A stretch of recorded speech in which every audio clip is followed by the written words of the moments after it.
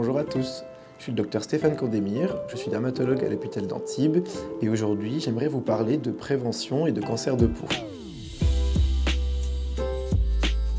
À l'approche de l'été, il me semblait important de vous donner quelques conseils pour vous protéger du soleil qui, comme vous le savez, induit des cancers de peau qu'on appelle mélanome notamment. Avant de vous dire comment vous protéger, j'aimerais vous rappeler que les indices UV commencent à devenir dangereux pour assez caricaturé à partir du mois de mars jusqu'à la fin du mois d'octobre.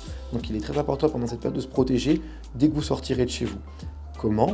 Le plus important et le plus efficace, c'est la protection vestimentaire, donc les vêtements. Il vous faut absolument un couvre-chef, que ce soit une casquette, un bob, un chapeau de chasseur ou un sombrero.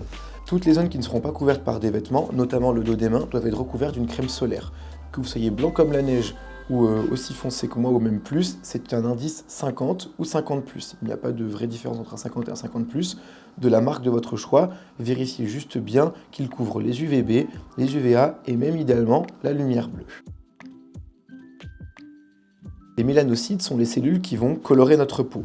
En allant trop au soleil, en fait, on les surexpose, on les surexcite et on finit par les détruire. Et quand notre corps veut réparer ces mélanocytes, donc réparer l'ADN, il peut y avoir une erreur. Et s'il y a une erreur, là, il y a cancer. Et donc c'est entre midi et 16h que les indices UV sont le plus forts et donc que vous risquez de détruire ces cellules qui, lorsqu'elles seront réparées, risquent de devenir des cancers de peau. Plus vite on peut dépister une lésion cancéreuse, plus vite je pourrai vous la retirer sans qu'il y ait de risque que celle-ci ne soit étendue dans le reste de votre corps.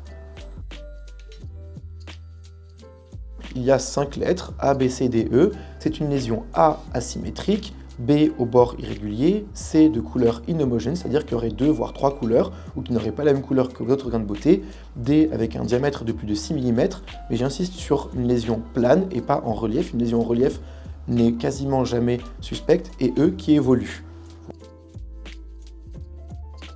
Tout simplement lorsque vous trouvez qu'il y a une lésion qui ne ressemble pas aux autres, donc un grain de beauté qui soit s'est modifié, soit est apparu et qui serait plus foncé que les autres ou qui se serait modifié.